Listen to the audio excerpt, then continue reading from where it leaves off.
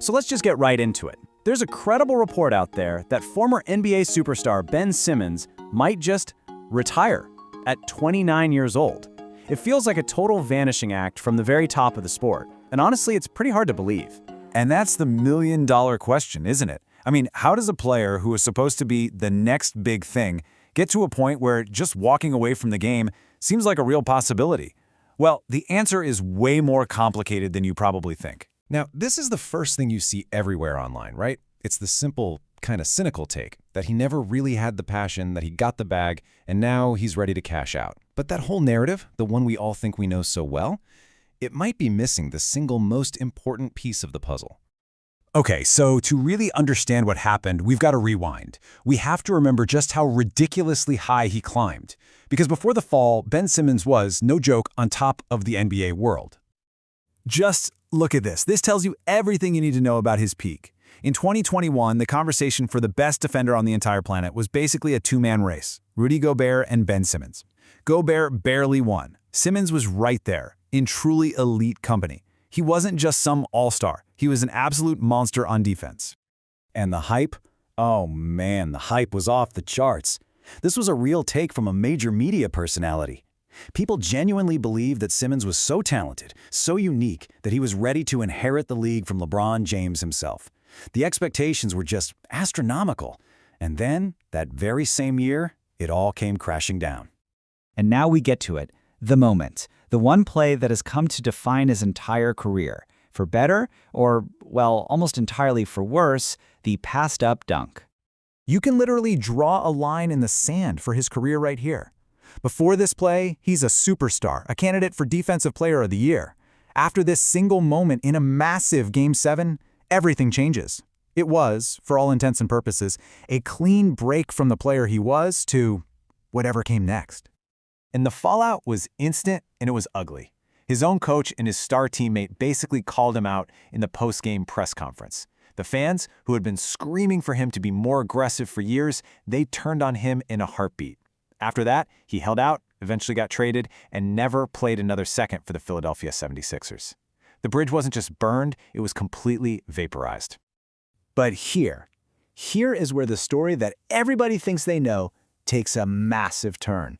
Because while the entire world was focused on the psychology of that one play, something else was happening to his body, totally out of the spotlight.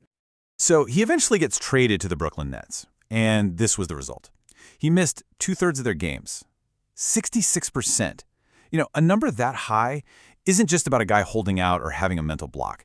It screams that something much, much more serious is going on. And this, right here, is the absolute core of this whole explainer. The popular story is that the situation with the Sixers broke him mentally. But the reality is, it wasn't just a mental collapse. A catastrophic physical breakdown was happening at the exact same time.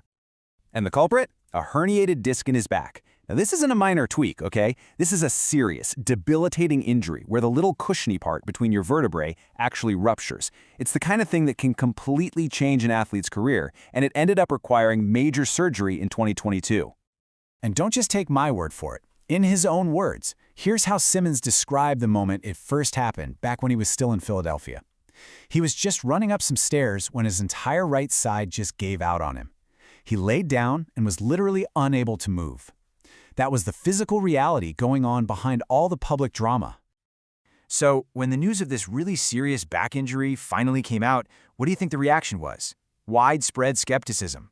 People basically thought, oh sure, the guy who won't shoot, who held out on his team, suddenly has a convenient back injury, right? The public just didn't believe him. This public disbelief actually sets up a fascinating parallel with another legendary athlete whose downfall was completely misunderstood at the time. Let's take a look at the Tiger Woods analogy. This comparison really reframes the entire story, doesn't it? With Tiger Woods, the massive public scandal, his personal life got all the headlines. But at the same time, he was secretly suffering from a series of injuries that were ending his career as he knew it. For Ben Simmons, his scandal was the passed-up dunk, but his hidden reality was a debilitating back injury.